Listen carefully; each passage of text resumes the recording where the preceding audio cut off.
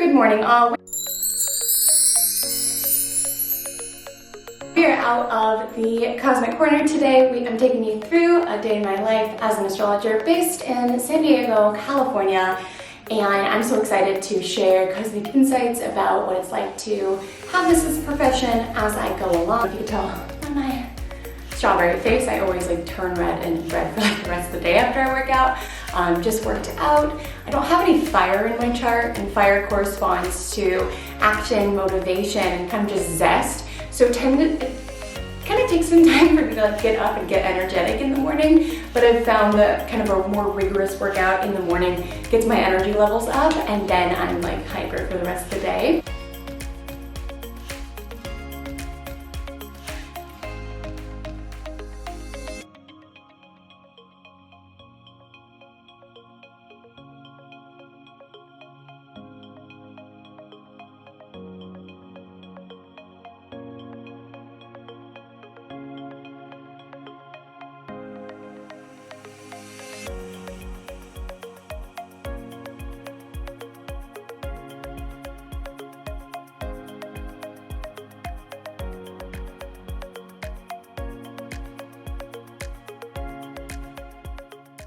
Alrighty, first on the agenda, we've got an astrology consultation. So I got my coffee. I'm gonna spend the 30 minutes I have before the session to go over my notes to make sure I'm super prepared.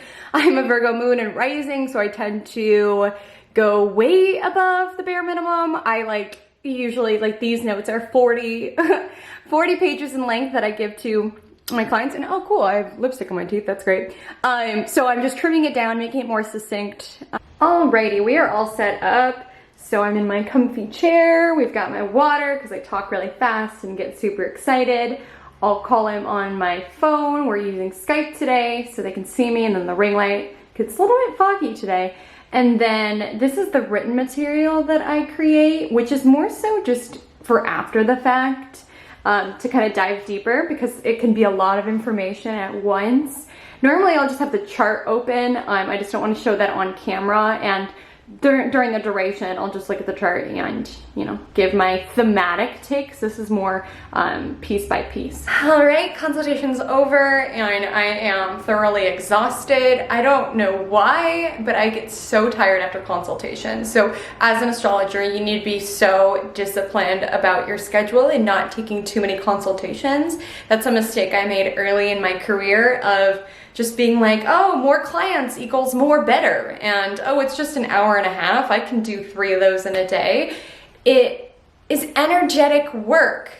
And for that hour and a half, you are so dedicated to that person and ensuring that they are gaining the most insight, the most value that they possibly can through working with you. So it takes every ounce of my being. I am so enraptured in it, and I make sure people get the insight and the knowledge that they so require. So I think I'm gonna shift gears for a little bit. Another cup of coffee is most certainly in order.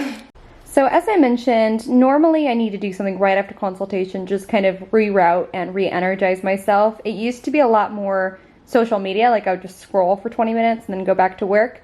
But lately the news has been just so depressing, and it's really affecting just my mental health and sanity, which isn't good for productivity. So I've been just getting away from technology to pick up a book. Right now I'm reading Jane Spiller's Astrology for the Soul, which is one of my favorite books on the North Node. Right now I'm working through North Node in Libra just as a refresh, and I just love the style of her writing, and I love the North Node. It's such a beautiful reminder to remember what our purpose is, what our life's work should be, and staying rooted and connected to it. So love her work, working on my second cup of coffee, gearing up to go back to work after a couple more pages.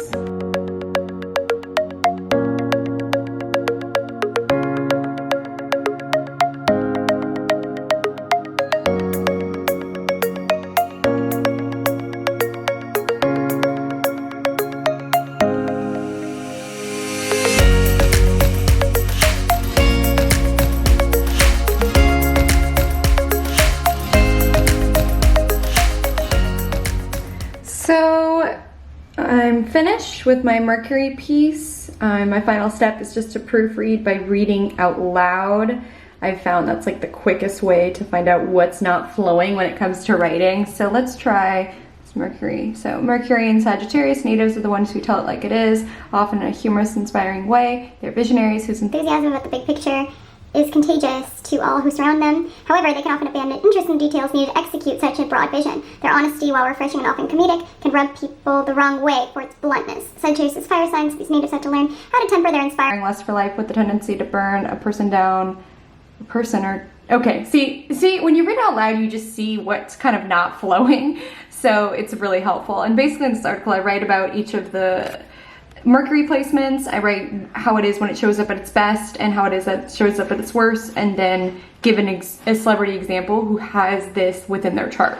So now we are in my living room behind my red couch. So don't mind the horrible lighting. I just wanted to kind of get a change of scenery because I do a majority of my filming in that studio room. So I just want to kind of mix things up to share a little bit of insights on the profession of astrologer and if it's financially viable. So I will say, yes, it is financially viable. I do think you can make a living off of it, but it is not a get rich quick scheme. I think of it like a Saturn kind of career. You have to do a lot of work and reap the rewards much later. So it's not even something that you can even consider doing until you've been really, really entrenched in your study of astrology and really invested in your own education. Can you finally like take the role of providing value to clients or to readers? So with astrologers, there's different types. And I would say if you are someone who is considering being an astrologer, that's your dream, consider how would you want to show up? Do you want to be a consulting astrologer where your perfect day is talking to a bunch of different people about their charts? Do you want to be a writing astrologer where your perfect day would be writing horoscopes for the day, the week, the year? Would you be a teaching astrologer where your perfect day would be creating online course content or planning your talk at your next conference or workshop? What would your perfect day be? And then take small steps now to kind of get you closer to that step. So if you want to be a writing astrologer, studying transits, studying horoscopes, noticing without losing your own unique voice, noticing what horoscopes you like, what horoscopes you don't like as much, what makes it relatable, what kind of poetry versus facts balance kind of works for you. If you want to be a consulting astrologer, getting really comfortable with people, it's a very intimate thing to do. So for one, I was well versed in astrology, but I didn't really have the people skills at first, so I had to like take a step back, and I got my positive psychology certification, which actually really helped. If there's like some sort of, one-to-one consulting class that you could take to kind of get you familiar with it, kind of helps. And for a teaching astrologer, being very extraordinarily well-read and also having years and years of writing and consulting under your belt. I don't really think, at least in my case and in my friend and my colleague's case, you're gonna do a little bit of all of them, but staying focused on what your end goal is will help you kind of connect with the colleagues who exemplify that which you are moving towards, or study under those people that whose work you admire. It will kind of guide your roadmap towards where you want to go. So for me, I do a majority of writing and consulting. Right now in the pandemic, a lot of my consulting is obviously Skype or Zoom, but I have a pretty big base in San Diego where I meet at like coffee shops or beaches or parks or sometimes in my office to talk about their charts. I also write for an app called Nui. I'll put the logo right here, and it is a astrology match and connect app. Yes, you can meet people who are also into astrology and calculate your synastry right away. So you can know if it's a good match before you even waste, your gas driving to the coffee shop. It's also really full-fledged and well-developed as an astrology app on its own. If you're not interested in meeting new people, you can also calculate the synastry of the important friends, colleagues, and romantic partners in your life with the custom feature. So amazing app. I write for it. Go download it. It's free in Google App and App Store and in the iPhone App Store. So super, super cool resource. So yeah, I'm the kind of person, I need to be doing different things. I'm mutable ruled. So if I'm doing one thing, I get so bored. So I kind of, go between writing, consulting. I also am still in digital marketing. I do it freelance. Today I didn't have any tasks, so it was awesome. So it didn't really show. But for me, I've done all astrology at some point in my life, and it didn't suit me. I needed something to get me out of my head, so still having my marketing brain going has been really, really good for me because I want to still love astrology. I find that kind of having a balance has been perfect for my life. So I think when designing your life, you really have to just think, what is my perfect day? What are my attributes? What can I kind of lean into? And for me, a mixture has just soothed my Gemini midheaven all the way. In terms of salary, you can imagine, I would say just for astrology alone, I likely earn 45,000 maybe for that outside of the other things that I do. But keep in mind, to be an astrologer, you have to be self-employed. So that's paying for your own insurance. That's paying for your dental insurance. That's paying for your business expenses. So there's a lot of extra costs that incur on top of it, and it all kind of falls on you. So it takes a lot of discipline. It's not an easy career. You really have to want it, and you really have to love astrology. Me editing here, not saying that 45,000 is the cap of what you will earn. It is truly up to you. I do it part-time and I don't take a lot of consultations every week, so I'm sure if you wanted to earn more, you most certainly could. And I know for a fact a lot of astrologers who work writing horoscopes for big publications, they get paid very, very well for their amazing writing. So I didn't really give a great indication of how much a typical astrologer earns because it really varies on how many clients they take, if they do other work outside of it, etc. But you can imagine on the low end, maybe 25,000, and on the high end, I know some astrologers who make $150,000, but again, that's after years and years of deep study and deep understanding.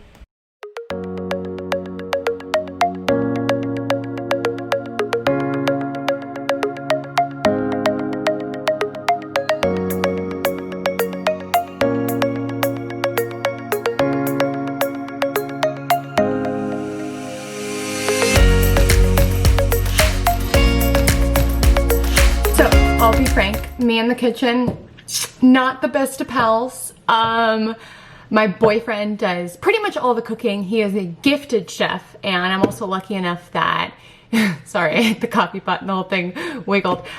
His Venus is in the sign of Taurus, which can show where one finds pleasure in life, and he loves cooking. It's his love language, is cooking for me. So I'm lucky enough to just mostly do a lot of eating. Tonight, he is spending time with his best friend because his best friend is going home tomorrow to his hometown for a while. So they're broing out. So I'm out here fending for myself, and I already had to call in reinforcements. So basically we had cauliflower gnocchi all ready to go. I'm like, cool, there's my cauliflower gnocchi. I've got pesto. We're all good to go. Until, what is that? That is moldy ass pesto. So I'm upset. So I had to phone him for help.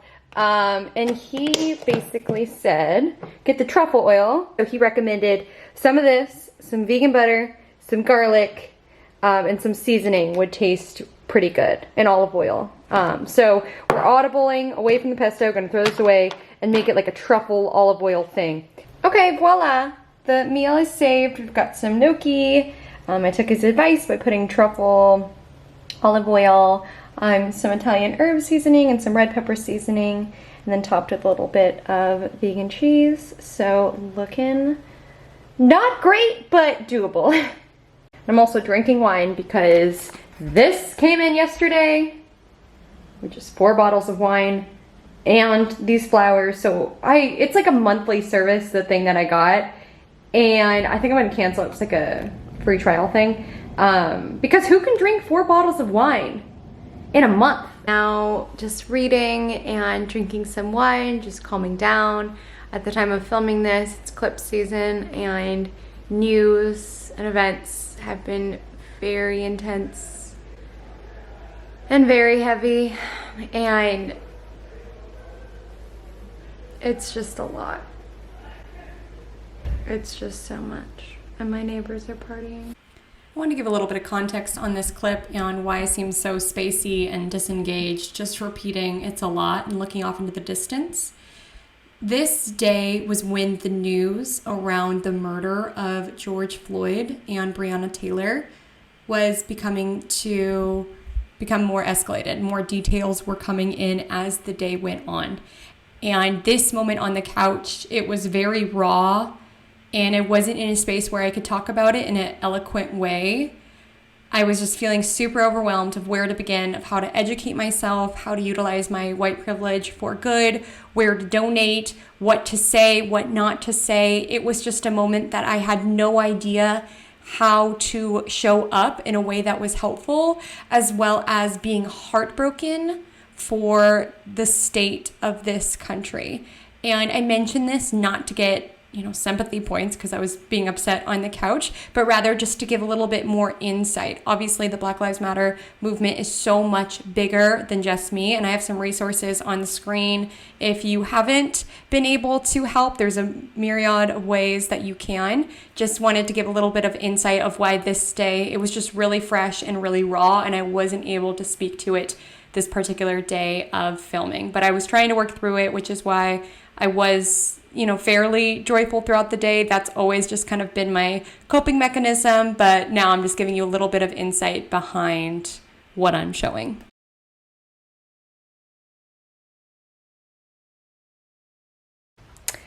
So I've got my face mask on. It's like a red clay mask. It's like exfoliating or something. I've never used this particular mask, but I do try to do a beauty ritual every Friday. I like to frame my days of the week in terms of the planetary energy that it's ruled by. So Friday is ruled by Venus, which is the planet of money. So I always try to check my finances, transfer to savings, invest, things like that on Fridays. I'll try to do a beauty ritual of some sort on Fridays. I'll try to spend time with my boyfriend, do something romantic on Fridays, as these are all kind of Venus's domain. And I always try to put on makeup and just look cute, just as a ritual. It's just kind of a nice thing to do. On Saturday is Saturn's day, so typically doing annoying things that I don't love to do. So getting my oil changed, getting my car looked at. I always clean on Saturday mornings. Wake up, run, clean. Always. Just think of maintenance, right? And typically I'll do a little bit of work. I'll sometimes film on Saturdays, just things like that. On Sunday, it's my creative day, so I block off time to write, because writing is something that I do, creative writing, short stories and things like that. That's really what makes my soul just so happy. So I'll take some time to do that, do something creative. Sometimes film on Sundays. If it's something I don't feel like filming, I'll do it on Saturday, and if I love it and it's fun, then I'll do it on Sunday. And Sundays for inner child work and just enjoying life. I usually try to ride my bike on Sundays, around the neighborhood, etc. Monday is Moon's day, so doing work that's more emotional, more intuitive. So I typically move a little slower on Monday. I usually have a yin yoga rather than anything rigorous. I will usually take a bath at the end of the day. I meditate to start the day. I usually take a lunch break to read tarot and oracle cards just to recenter. I think of it as a very spiritual day to kind of frame my week and where I'm going to take it. On Tuesdays is Mars Day, where I put a lot of my digital marketing work, because it's about firing off emails and scheduling tasks and being really proactive with things. I also start my day with a really rigorous workout. It's an hour, as opposed to this morning was just 30 minutes. And then Wednesday's Mercury's day, so all of my writing, pitching, anything that has to do with communication is great for Wednesday. I usually will edit on Wednesday. Thursday is Jupiter's day, so good for teaching, mentoring. I have a call with my mentor every other Thursday, so we'll do that. Good for studying, good for big picture planning for my digital marketing tasks, or even just for my soul, astrology marketing tasks. So it's just kind of a cool way to move through the week. So this is my planner, very pretty, and it kind of helps to just start and end my day with intention. So this is this week. These are my goals this week. I did a majority of them, but a couple of them I didn't. And this is what's really nice, is that you can kind of keep track of the habits that you're making. So gratitude and love, for me, that means reaching out to a friend or family member for a phone call or a video call, since we're still in quarantine, or just having really meaningful time with my boyfriend. And, I did pretty okay with that this week. Meditation slipped up beginning part of the week, got it back the later. exercise yesterday. I had a tummy ache, so I was not in the mood, but every other day, you know, it's pretty much on it. It's like really keeping me sane. And the other thing that's been really helpful is identifying 3 goals every day. Just kind of narrowing my goals down to 3 tasks will kind of quell my Virgo moon. So like today I was like, yes, I did the chart. I'm doing the day in my life video, and I finished the Mercury post, so I feel good about the day. Tomorrow, I always clean my apartment on Saturday mornings. I want to go for a really nice run. I just haven't really been outside a lot today, so that would be nice. And then I have to get some content over to a boutique who I'm doing a astrology takeover for. I also filmed that today, so I'll get that over to her. So yeah, it just really helps to frame my days. So I got my face mask washed off, then I put on a little rose facial oil, so if I look a little oily, it's just that. Thank you so much for joining me for a little cosmic day in my life, a little outside of my typical content, but I just want to give more insight on what a day looks like as an astrologer. I appreciate you following me along, and until we meet again, drink lots of water and stay cosmic.